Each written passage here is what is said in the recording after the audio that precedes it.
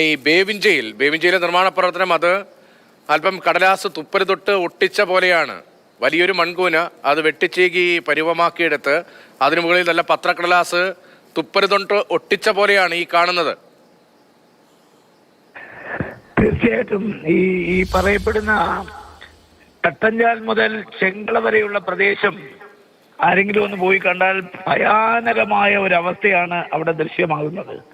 കാരണം ഇത് നമ്മള് കാസർഗോഡ് താങ്കൾ ചോദിച്ചല്ലോ എന്തെങ്കിലും രാഷ്ട്രീയമുണ്ടോ, അവിടുത്തെ MLA മാര്, MP ആയ ഞാൻ, അതുപോലെ പിന്നെ ജനപ്രതിനിധികൾ മുഴുവൻ കളക്ടറേറ്റിൽ ഒരു 10-15 പ്രാവശ്യം യോഗം വിളിച്ചിട്ടുണ്ട്. ആ യോഗത്തിലൊക്കെ ആക്ഷേപം ഉയർന്നു വന്നത് മേഘ കൺസ്ട്രക്ഷന് എതിരെയാണ്. ആ മേഘ കൺസ്ട്രക്ഷനാണ് 2-3 റീച്ചുകളുടെ പണി ഏറ്റെടുത്തിരിക്കുന്നത്. 2-3 റീച്ച് എന്ന് പറയുമ്പോൾ വിദ്യാനഗർ ടു നീലേശ്വരം, നീലേശ്വരം ടു തളിപ്പറമ്പാണ്. ഈ രണ്ടാമത്തെ റീച്ച് ഈ പറയപ്പെടുന്ന വിദ്യാനഗർ കഴിഞ്ഞിട്ട് ചെങ്കള ടു നീലേശ്വരം, നീലേശ്വരത്ത് നിന്ന് മൂന്നാമത്തെ റീച്ച് തുടങ്ങുന്നത് നീലേശ്വരത്ത് നിന്നാണ്, അത് അവസാനിക്കുന്നത് തളിപ്പറമ്പിലാണ്. കാസർഗോഡിന്റെ പ്രധാനപ്പെട്ട ഭാഗമാകെ വിദ്യാനഗർ എന്ന് പറയുമ്പോൾ, ഇപ്പോൾ കാസർഗോഡ് വിദ്യാനഗർ എന്ന് പറയുമ്പോൾ അത് കാസർഗോഡ് നഗരത്തിലെ കളക്ടറേറ്റുമായി ബന്ധപ്പെട്ട് അവിടെ നിന്ന് തുടങ്ങുന്നതാണ്. വളരെ പ്രധാനപ്പെട്ട റീച്ചാണ്. കാഞ്ഞങ്ങാട് പിന്നിട്ട് നീലേശ്വരത്തേക്ക് എത്തുന്നു എന്ന് പറയുമ്പോൾ ഈ കാസർഗോഡിന്റെ പ്രധാനപ്പെട്ട ഭാഗമെല്ലാം കവർ ചെയ്യുന്നത് ഈ ഒറ്റ കമ്പനി തന്നെയാണോ? ഈ ഒറ്റ കമ്പനിയുടെ കാര്യത്തിൽ മാത്രമാണോ ഇത്രയധികം പ്രതിസന്ധി അവിടുത്തെ ജനപ്രതിനിധികൾ ഉൾപ്പെടെ നേരിടേണ്ടി വരുന്നത്? ആരംഭിക്കുന്നത് തലപ്പാടിയിൽ നിന്നാണ്. തലപ്പാടിയാണല്ലോ കാസർഗോഡിന്റെ ബോർഡർ. ഞാൻ പറഞ്ഞത് നഗര കേന്ദ്രത്തിലുള്ള കളക്ടറേറ്റിനോട് ചേർന്ന്, അതായത് ഏറ്റവും കൂടുതൽ ഉദ്യോഗസ്ഥർക്ക് നേരിൽ ഒന്നിറങ്ങി നടന്നാൽ അവർ ഓഫീസിലേക്ക് വരുമ്പോൾ കാണാൻ കഴിയുന്ന ഇടത്ത് നിന്നാണ് ഈ റീച്ച് തുടങ്ങുന്നത്. ഈ കമ്പനി മാത്രമാണോ ഇത്രത്തോളം വലിയ വീഴ്ച ഉണ്ടാക്കുന്നതെന്നാണ് ചോദ്യം. വിദ്യാനഗർ കഴിഞ്ഞ് കുറെ കൂടെ കഴിയുമ്പോഴാണല്ലോ ചെങ്കള എന്ന് പറയുന്ന സ്ഥലം. ചെങ്കളയിൽ നിന്നാണ് രണ്ടാമത്തെ റീച്ച് ആരംഭിക്കുന്നത്. അപ്പൊ ഒന്നാമത്തെ റീച്ചിന്റെ പണി നടത്തിയത് ഊരാളിങ്കൽ സൊസൈറ്റിയാണ്. അവരവരുടെ പണി പൂർത്തിയാക്കിയെങ്കിലും അവിടെയും പിന്നെ 2-3 കാര്യങ്ങൾ വളരെ ആക്ഷേപകരമായിട്ടുണ്ട്. 1 പൊസോട്ട്, 2 ഹുസങ്കടി, 3 ഉപ്പള ഗേറ്റ്.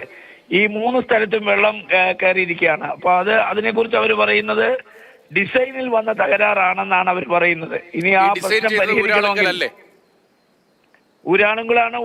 അവിടുത്തെ ഇപ്പൊ ഈ കഴിഞ്ഞ ഒരാഴ്ചക്ക് മുമ്പ് ഒരു വിദഗ്ധ സമിതി ഇവിടെ വന്നു. വിദഗ്ധ സമിതി വരാൻ കാരണം നമ്മൾ നിരന്തരമായി കേന്ദ്ര ഗവൺമെന്റിനും അതുപോലെ മിനിസ്ട്രി ഓഫ് റോഡ് ട്രാൻസ്പോർട്ട്, ഹൈവേക്കും എല്ലാം പരാതി കൊടുത്ത് ആ പരാതിയിൽ പരിഹാരം ഉണ്ടാകാൻ വന്നപ്പോഴാണ് നമ്മൾ പബ്ലിക് അക്കൗണ്ട്സ് കമ്മിറ്റിക്ക് പരാതി അയച്ചു.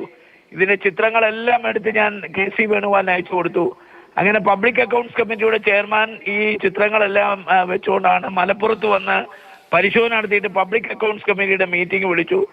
ആ മീറ്റിങ്ങിനെ തുടർന്ന് 2 ഉദ്യോഗസ്ഥന്മാരെ സ്ഥലം മാറ്റി, ഒരാളെ സർവീസിൽ നിന്ന് സസ്പെൻഡ് ചെയ്തു.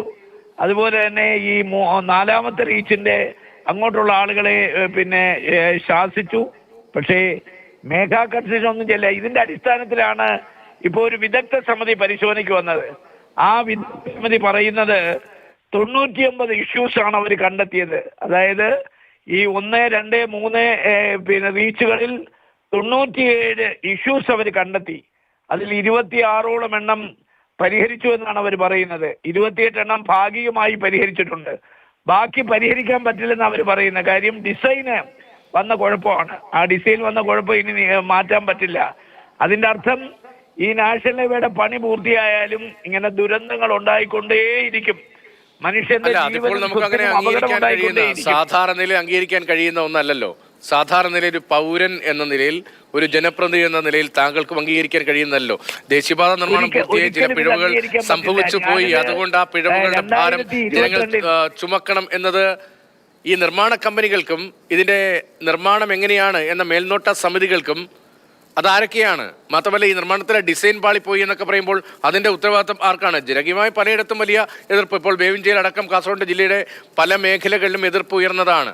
അങ്ങനെ ഇത് മുന്നോട്ട് കൊണ്ടുപോകാൻ കഴിയും. ഇപ്പോൾ കേന്ദ്ര ഗതാഗത മന്ത്രി നിതിൻ ഗഡ്കരി ഗൗരവമായി കാര്യങ്ങളെ കാണുന്നു എന്നാണ് സംസ്ഥാന മുഖ്യമന്ത്രി പിണറായി വിജയന്റെ ഉൾപ്പെടെയുള്ള ഭാഗത്തുനിന്നുള്ള പ്രതികരണങ്ങൾ വരുന്നത്. അങ്ങനെയെങ്കിൽ എങ്ങനെ ഈ പ്രശ്നം പരിഹരിക്കാതെ മുന്നോട്ട് പോകാൻ കഴിയും? അല്ല, പ്രധാനമന്ത്രിയെ പുകഴ്ത്തുക മുഖ്യമന്ത്രിയെ തിരിച്ചു വാഴ്ത്തുക പ്രധാനമന്ത്രി. അതുകൊണ്ട് പ്രശ്നത്തിന് പരിഹാരമാവുന്നില്ലല്ലോ.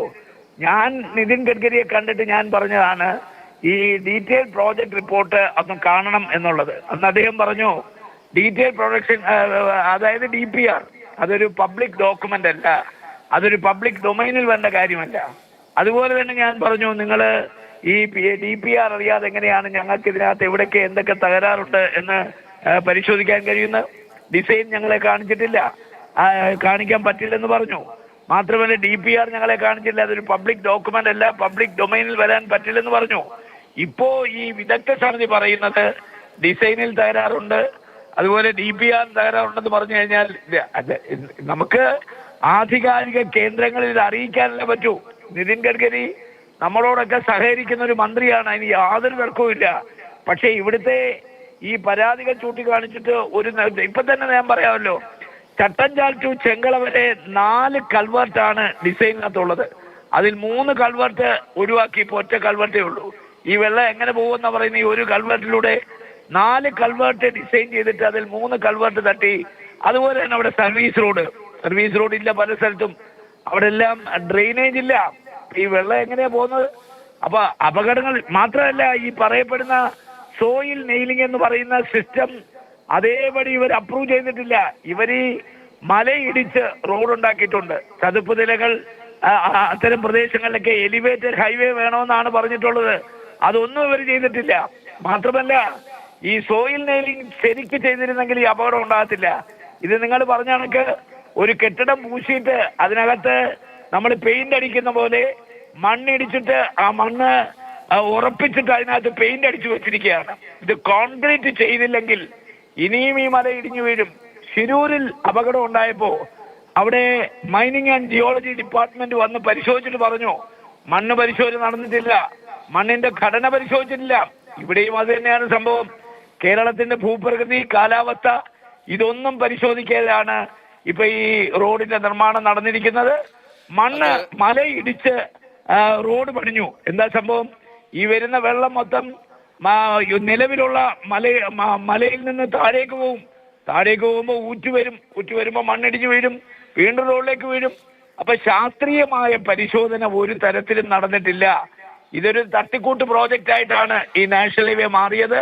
ശരിയാണ്, ഇതൊരു തട്ടിക്കൂട്ട് പ്രോജക്റ്റ് ആണ് എന്ന കാര്യത്തിൽ സംശയമില്ല. അതിന്റെ മെച്ചമാർക്കൊക്കെ നേട്ടമാർക്കൊക്കെ എന്നതേ ഉള്ളൂ. അതിവിടെ കാസർഗോഡ് പല ആളുകളും സംസാരിക്കുന്നുണ്ടല്ലോ, എന്താണ് സംഭവിച്ചത് എന്ന കാര്യത്തിലൊക്കെ അങ്ങയുടെ വാക്കുകളിലും ചില സൂചനകളൊക്കെ ഉണ്ടായിരുന്നു. പക്ഷേ ആരും എവിടെയാണ് വീഴ്ച പറ്റിയെന്ന കാര്യത്തിൽ കൃത്യമായ പോയിന്റിലേക്ക് വരുന്നില്ല എന്നതാണ് വളരെ സങ്കടകരമായ കാര്യം.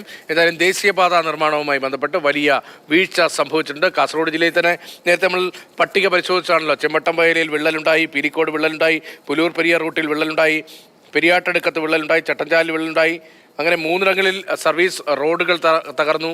അതിനിൽ വേവിഞ്ചയിൽ മലയാകെ ഇടിഞ്ഞു പോകുമോ എന്ന ഭീതിയിലേക്ക് എത്തുന്ന സ്ഥിതിയുമാണ്